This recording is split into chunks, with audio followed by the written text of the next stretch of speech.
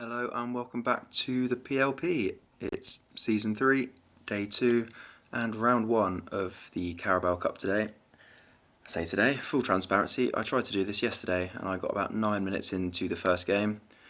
That's right, the first game did take 9 minutes, it went to penalties and it was my game. I won those penalties and it immediately crashed straight afterwards. So I think we all know what's going to happen in my fixture in this rerunning today. To be honest, I don't care. I'm just be happy to get through it because it was a bit of a ball ache to fall at the second hurdle into this third season. Here we go, rerun. Wonder if it's the same team I'm playing as well. I went 2-0 down yesterday, so I could do without that. If they just want to give me the win without the hassle, I'll take that. Pretty much the same lineup as far as I can tell. Went 2-0 down to 2 goals from John Salako, and I was midway through a very hefty rant anti-Louis Williams for releasing him. So I'll see if I need that again today. Also threw Lawrence in there for good measure for letting Ronnie Rosenthal up against me. I came from 2-0 down, drew 2-2, and then actually Obafemi Martins, who scored both my goals, scored the winning penalty as well. So he might have been denied his PLP launching moment.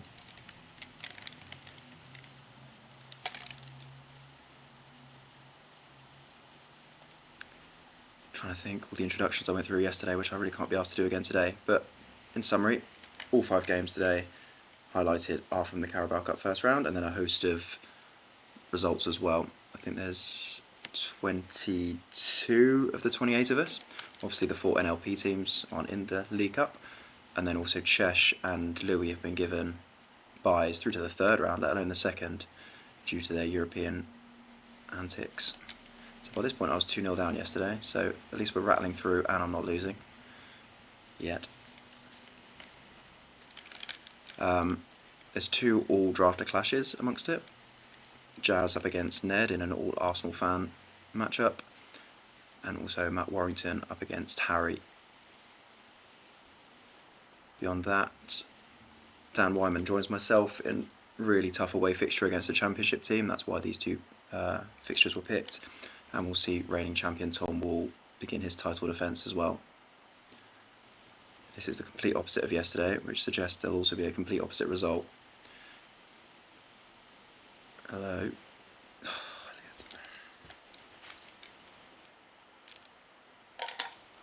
I'll say this, yesterday's game was more entertaining for you guys. And Michael Ballack definitely didn't get sent off yesterday. You absolute numpty. On the day that real life Newcastle introduces a load of Germans, this German decides to fuck off prematurely.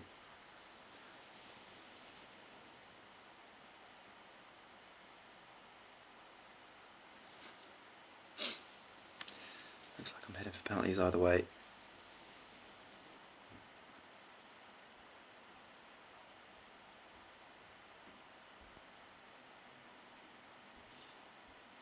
Alright. Well, 2 days in, we're back where we started. Let's see if I can get myself over the line like yesterday.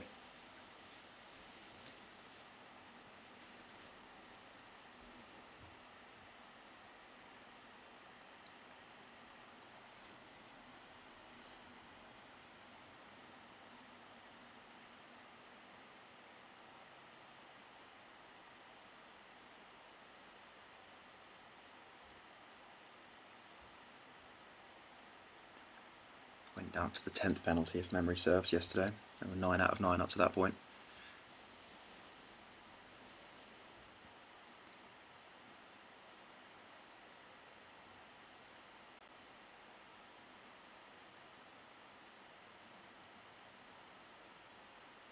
Oh, for fuck's sake. The most inevitable result we'll see all season, unless Yussi can pull it out of the bag. Poor Obafemi, got his big moment yesterday. Either way, just keeps him in it this time round. It's down to Mr. Jaskalainen on his debut. I'll obviously go into a few of the transfers that have taken place, as I started to during the opening day of the season.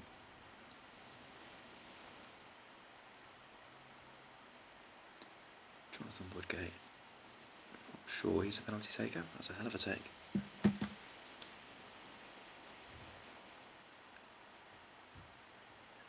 You'll notice a lot of these Spurs B players are rogue imports.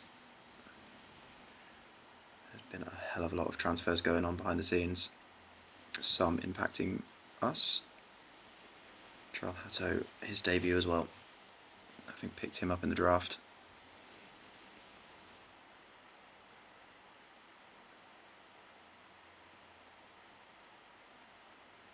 For God's sake.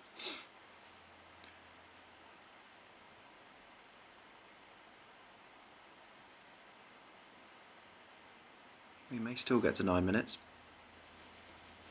Jake Livermore, come on, you can't take a penalty.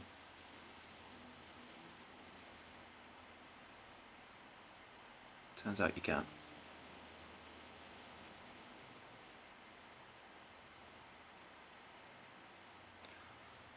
On show, another draft acquisition. None of them blinking just yet.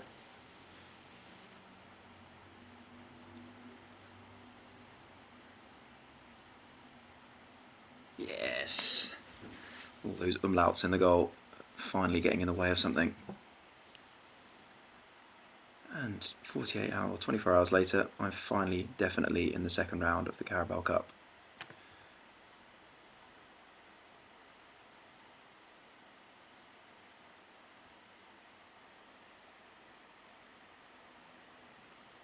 And it's now a chance to see Matt Warrington's Warringham and Harry Bally for the first time this season. Had very contrasting opening days of the season. Matt with a good win against Paul, winning that game 3-2. Harry with Ranieri newly in charge. It's hard to say whether he had a good start to the season. He did lose, but that was primarily because Melberg got himself sent off within 25 minutes. So we don't really know. They were 1-1 at that point. Defoe had just equalised. But looking at that, I think Harry might want to venture into the waiver market for a striker, because without Defoe, don't know if Torres is injured. I think Di Canio is another striker option, but he's been left with JJ Okocha and Ismail Assar up top. Don't think that was his aim when he brought in a manager that plays 4-4-2. And as I've said a million times before, if you're playing Erling Haaland, especially away, you're probably starting the game 1 or 2-0 down. So Harry could do with some strike power. No Gerrard today either. But a debut for, well, might be a debut, I'm not sure he played at the weekend actually. But certainly the first time we've seen Jeremy and Damian in Palace colours. And Cudicini indeed. Meanwhile, I think it's just Thomas Gravesen making his live debut, let's say, for the home team. He was Matt's only draft pick in July. Or back in late June, I think it was actually.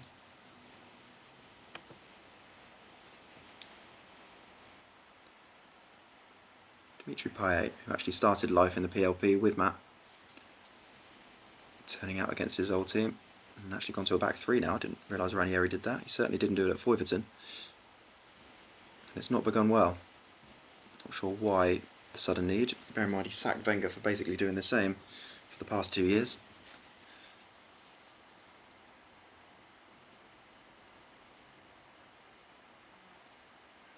Everyone worried about Haaland. It's actually Sane with the goal.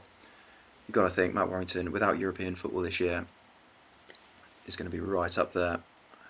I have no idea who Jim Eade is, who's just come on. Hopefully just a youthie and not another Volkov incident. I'd hate to send another person to Krasnodar.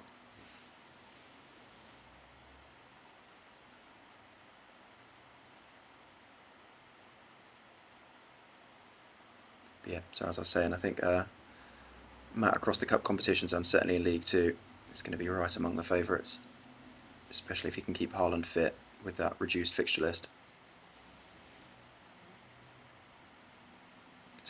Oh, got to do better. McCloskey, a rare outing in goal for Matt. Javi Manquillo coming on. He was actually brought in via the random round. Not sure Harry had many intentions of him playing. or expectations. Really weird tactical changes in this second half. And another one.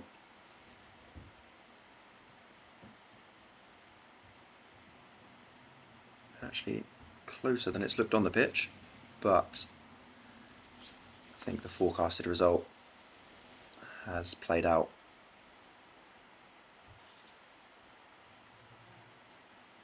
Nobody's going to want Matt Warrington in the next round, especially away from home.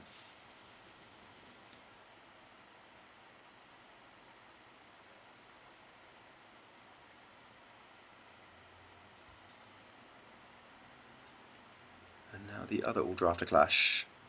Two Arsenal fans facing off. Both in fine fettle after an opening day win as well.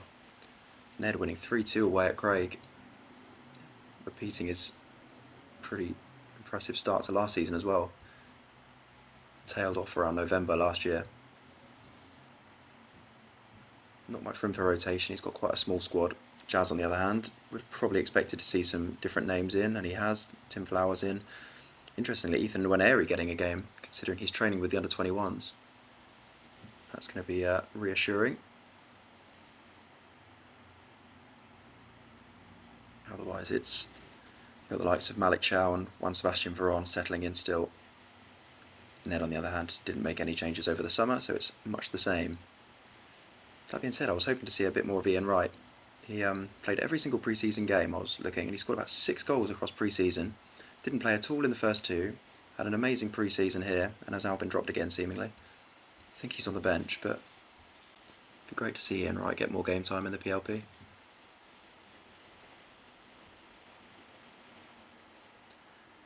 Nwaneri's cameo only lasting 45 minutes, and it's Mosquera and Gyökeres both acquired over the summer. Trying to turn this drab game into something a bit more entertaining.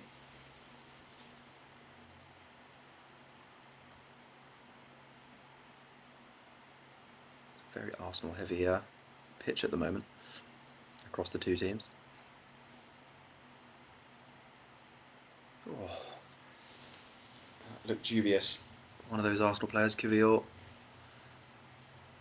allowing Gyökeres to miss on his debut. Why on earth is he taking it ahead of Henry? Say it's his debut again, live debut. I'm not sure if they played at the weekend. Is that another penalty? For Christ's sake. Head's lost. And he's been given the... Is it the same player? Lundberg. Anyone but Henry, apparently.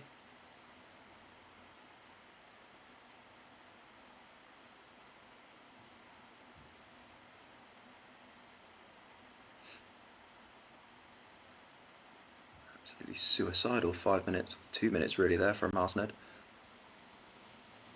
Another Arsenal player coming on, Hincapié, again brought in the summer. While another in the form of Koscielny goes close.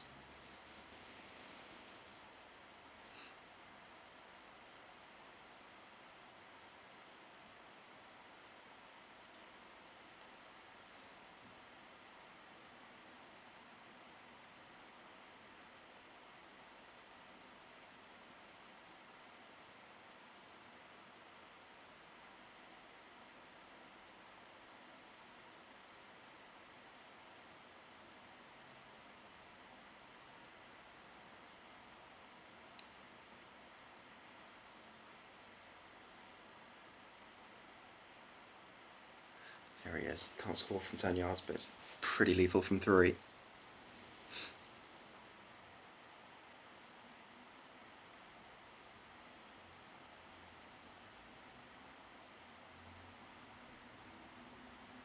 That should see Jazz into the second round.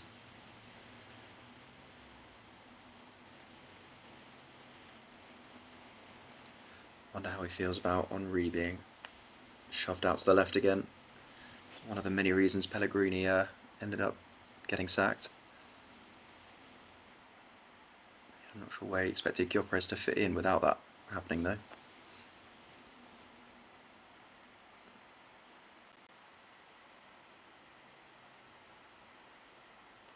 As long as that keeps happening, I'm sure he won't mind.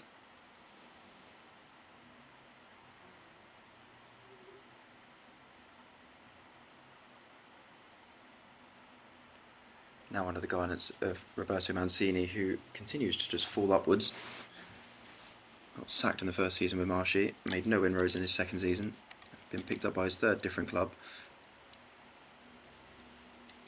And to be fair, has got off to a pretty decent start. There's Ian Wright, about 80 minutes too late.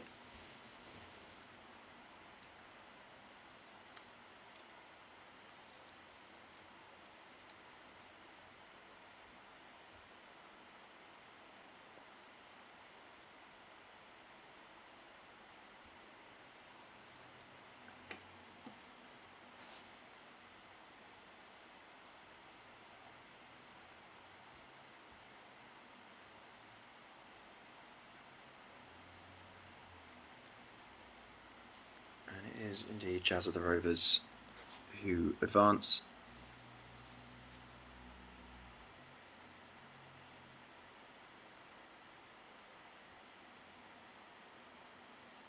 Decent start to season 3 for him.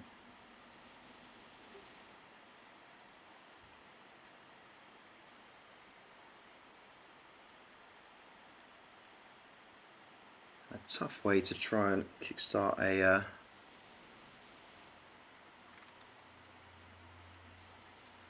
campaign in which they're trying to retain their trophy. Away at Aston Villa C, and a nice appearance there for Phil Neville.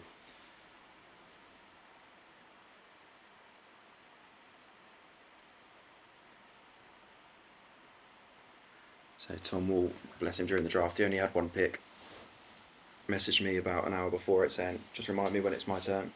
I did. I think he was going on a boat or something like that. I reminded him, I heard nothing, he timed out, and the next default player was actually Phil Neville, which, considering he's 99% of the time opted for Man United players, could have been worse, I guess.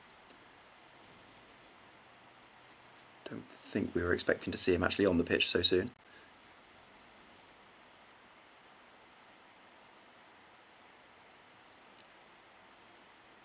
Julian Joachim. It's been a bit of a cruel irony for Tom and his upcoming fixture list. So, like I said earlier, Louis and Sheff have both got byes through the first 2 rounds because they're in the Europa League. But the only reason Tom doesn't have a bye through the first 2 rounds, despite being in Europe, the Conference League, was because he won the Carabao Cup. So winning the Carabao Cup put him in the worst competition in Europe, which wasn't enough to actually get him a bye through the first 2 rounds of the Carabao Cup. And at the moment it might be the reason why he's heading out of the Carabao Cup.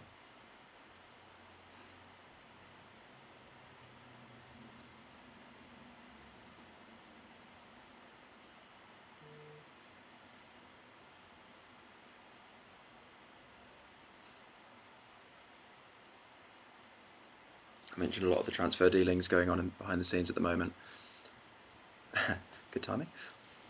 One of the messages I got just before this game was to say that Ole Solskjaer was on the verge of a move to PSG, along with Les Ferdinand on the way to Inter Milan. Obviously, both I will intercept and not allow. And any obvious ones, I think Rafinha was linked with a move from Alex, Leeds UniTodd. I think it was like Barcelona for about £10 million. So again, that was an obvious no. But the less obvious ones I will be putting to people over the next 3 weeks. Still got a lot of transfer market to navigate, as well as the start of the actual games.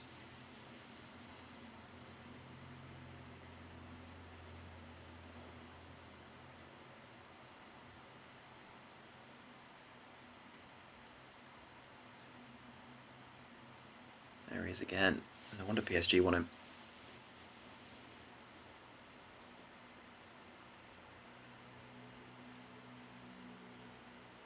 One sort of standout recent departure is Dan Gregory. He had a lot of players under offer. I sort of put them to him because I know he was a bit low on funds, but he rejected them all apart from Dennis Wise, which was a bit of a surprise. Not sure if Jason has been eyeing him up for the next waiver window. Bit of a Chelsea legend, and still rated 140 at the age of 30, so not horrendous either.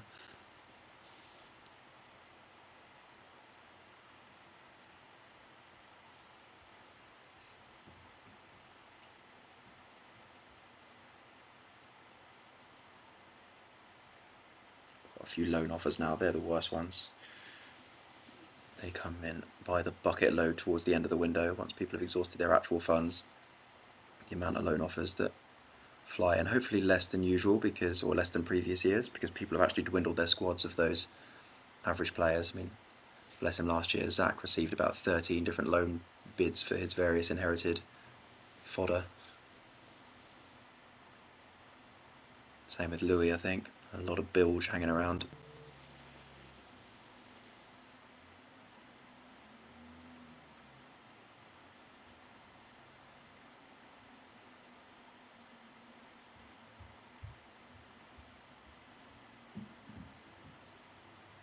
Don't want to apply my notorious jinx to Tom, but he's looking like he's going to get a chance to mount a retention of that Carabao Cup. Because I'm a day late, I'll send round the... oh, he's offside. I'll send round the second round draw tomorrow, just before the waiver window closes. Obviously not going to allude to what's happening in that realm, but you'd expect the amount of waiver pickups to dwindle each week, and that's certainly the case this week. So if you need anyone on evidence of the first two games, you're more than likely going to get your person if you put in a cheeky bid.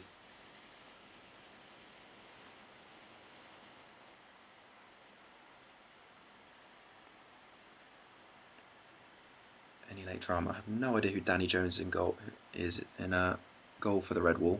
Thought he wasn't Danny Jones and McFly?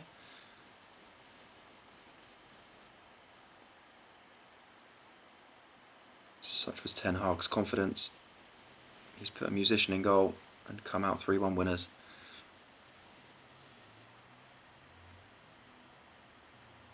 Absolutely ludicrous clearance there. And Dwight York, someone who actually hasn't had much game time over the course of the first two seasons. Good to see him get more.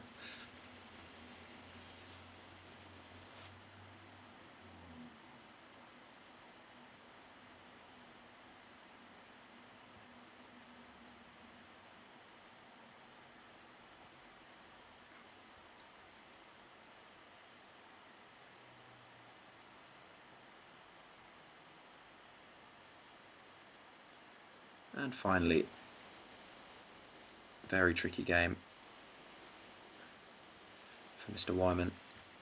So like I say, it picked the games for logical reasons. So the two all-drafter clashes, of course, the reigning champion, and then myself and Wyman had the two trickiest matchups on paper, away trips to championship level teams.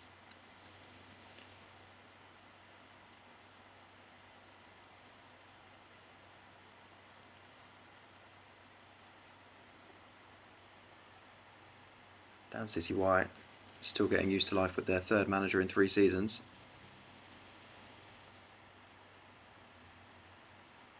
It's now Brian Clough's turn.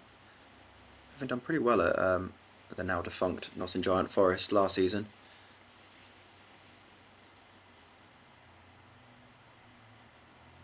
I'm not sure how Dan Wyman would have ever even really become aware of Brian Clough, considering I think, bless him, he died about 5 years before Wyman was even born.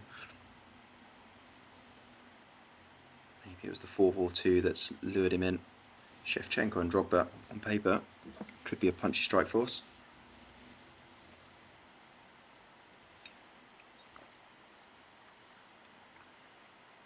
Looking out for any familiar faces at Chelsea B. Only one I've immediately seen, I think, was that Dimitri Karine in goal, letting that one in.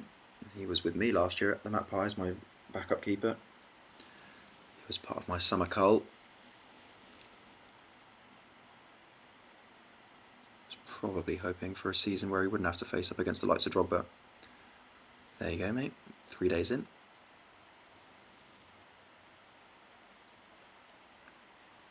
Elsewhere, you got Peter Ramage at right wing back, which seems odd. Erland Johnson, I think he's at least a former Chelsea player, but other than that, Jack Hinshelwood obviously is a Brighton player. Everyone else, that is quite the overhaul over the 2 and a bit seasons. think some teams have been decimated more than others. Obviously Chelsea B would have been mostly raided during the drafts themselves. And it's a Chelsea legend putting them to the sword here as well. Not sure which Gray that is up top. Might be Andre Gray, Damari Gray maybe, David Gray, if all the musicians are turning out.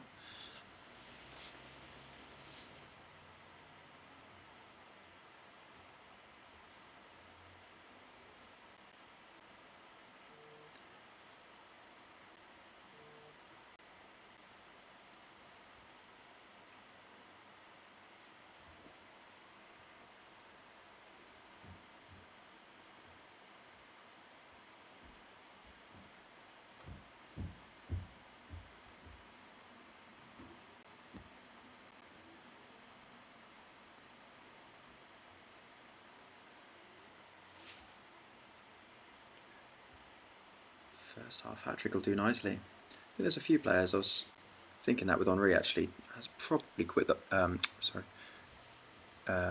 reached the heights that Jazz would be hoping for. And I'd say Drogba's in that boat as well. Mentioned Ian Wright as a third example. Is that 4? Christ. Maybe this 4-4-2 is going to bring out the best in Didier. So I think Wyman would have hoped for more from his first draft pick. Been good in cups, Dan, but unfortunately his 2 league campaigns have been pretty subpar.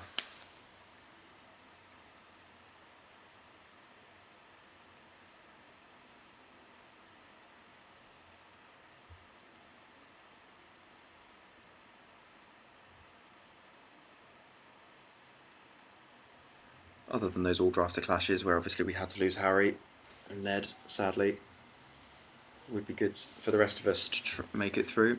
We've always had the odd 1 or 2 casualties in these opening rounds over the past 2 years. But Tom Wall, myself and Wyman have navigated this pretty well, not to speak too soon. Debut for Nathan Collins. I'm not sure if he started or if he's just coming on, but he was picked up in the last waiver wire, along with David Sanson, and there was one other as well, can't quite remember. There's another fullback, I think. Otherwise, Wyman's had a pretty quiet summer in terms of drafting. He's quite oddly left himself just one space, which was obviously just filled by the random round. That player was Simon Roger, who's immediately been loaned out.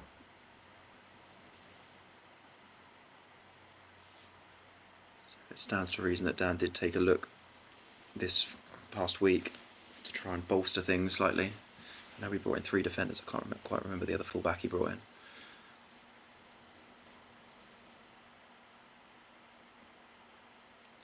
Yeah, this 4-4-2, we've got Alvaro Morata as well.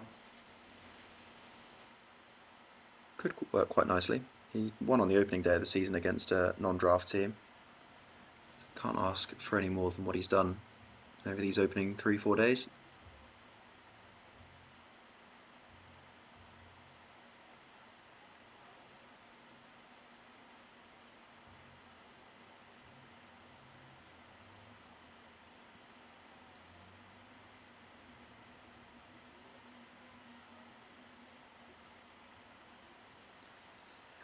And a bit like Matt Warrington and myself, this is the first season where Dan does not have to navigate European football as well, which it's taken a massive toll.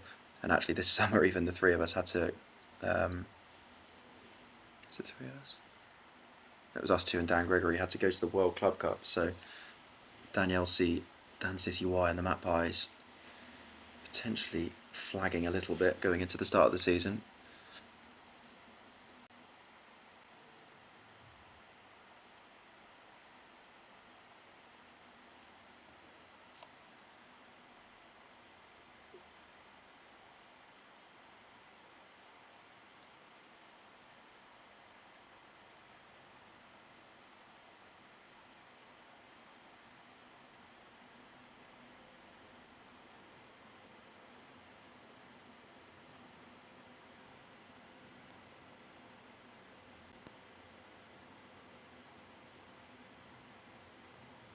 This has been comprehensive. Away against here's Andre Gray. We've got that answer at least. It wasn't David. or Macy. Yeah, comprehensively away at a championship team.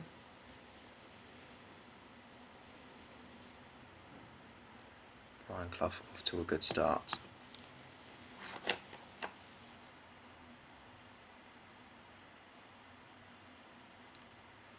Now let's see if there have been any other fallers amongst the rest of us who have exclusively been up against non-draft teams, so fingers crossed, not too many.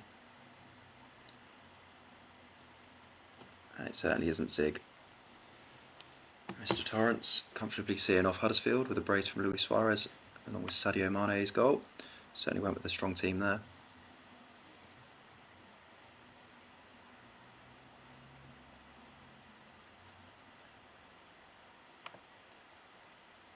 Win for Gourlayverpool as well, away at Arsenal D. Good start to the season for him, 2 wins out of 2. Brennan Johnson, Jarrell Quansah and Curtis Jones. Debut off the bench for Randall Kolo Muani, potentially for Gervinho as well.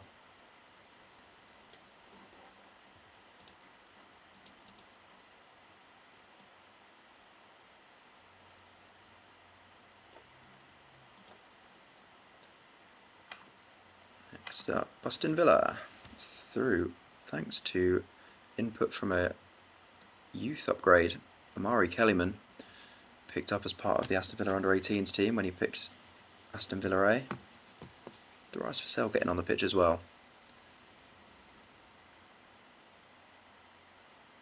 That rotation's paid off. Ron Atkinson's boys.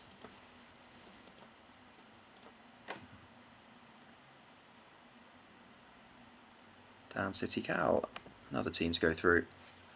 Not so much change there. First goal for Patrick Anderson though. He had a lot of people asking over the summer who the fuck Patrick Anderson is. I think you need to be of a certain vintage to remember quite how good he was at Barcelona, picking up about 130 caps for Sweden in the process as well. But he's here virtue of his limited time at Blackburn in the 90s.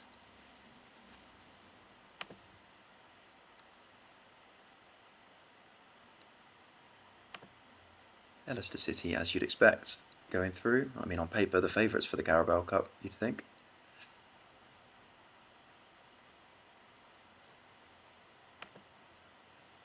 Balotelli keeping his place up front, but it's his strike partner Cantona that's done the damage alongside Leandro Trossard.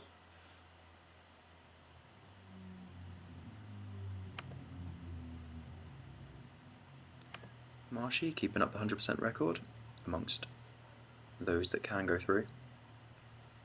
Schweinsteiger back in the team today after missing out at the weekend.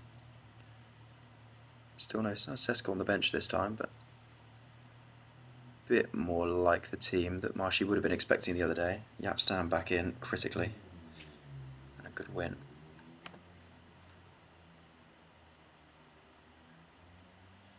FullofStrangeham, it took penalties, but we're still on. Brace from Willie Nonto, who I'd released over the summer. Nearly created a problem, but they undid it himself by missing a penalty.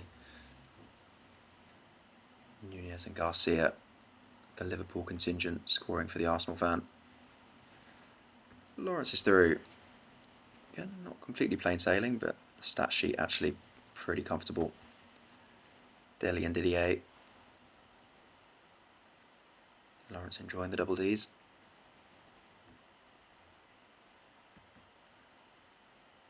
A third D actually in the form of David Myler getting himself sent off on the cusp of half-time. Leeds UniTodd also through. Gary Speed and Evan Ferguson. A bit of a forgotten man, another person training mostly with the under-21s I think. Actually started this one. Alan Smith, Lee Bowyer, both getting on the pitch. Viduka and Gary Kelly on the bench as well. Strong Leeds influence. Thomarse, we're getting close to 100% here. Lewis Skelly off the right wing isn't really what he had in mind, I wouldn't have thought. I think by my count, quickly he's got about 4 potential left backs on the pitch there. Alas, it was Basuma and Zambo Anguissa firing him into the second round.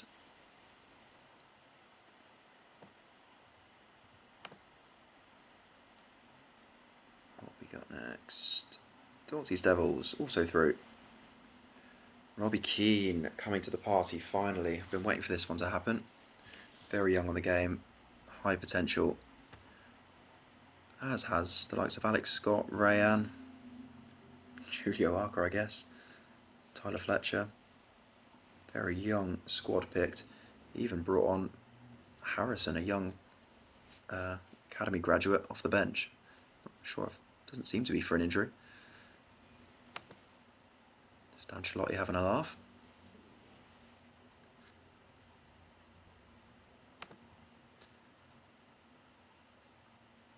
Foyverton snuck through as well.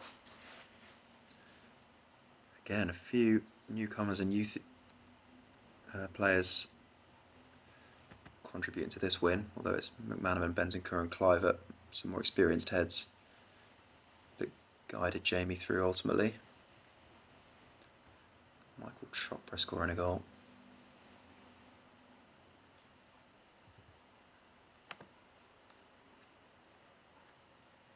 Where are we? Attract the Bolge. Nursing their wounds from that loss at home to Arsened on the opening day, but that goal from Enciso in the 90th minute will do him the world of good. Robert Fleck had a chance, the former Norwich man, to put into the sword. Very defensive lineup. Got two centre-backs in midfield, let alone the back four. Can only be because of Matt Holland's shagging hip put out. Nice cameos for Roycer and Malouda, and of course Enciso with that winner. Getting towards the end, are there any casualties? No, Connor, you've not ruined it. Yeremy Pino only just arrived. An all-important goal here. Appearances for Chris Rigg, Justin Kluivert and Robbie Fowler. Isak, who he's only just brought in, and I think he's trying to tout to get rid of. His plan to use him as trade fodder has backfired slightly. I think he'd rather see Robbie Fowler and Michael Owen in the mix. Who wouldn't? And we've got a clean sweep. Very rare. And it's another newcomer, Andres Pereira, who's seen Dan Gregory over the line. Quite a few young and new players across that squad, and another appearance for Kendry Paez. Potential ace in the hole for him this season. So the only players we have lost, sadly, are the two away teams in the all-drafter clashes. Kind of expected on that note. Arsened and Harry Pally making way. So that means we're down to 20 going into round 2. And that round 2 draw will come up in the next 24 hours. Catch you then.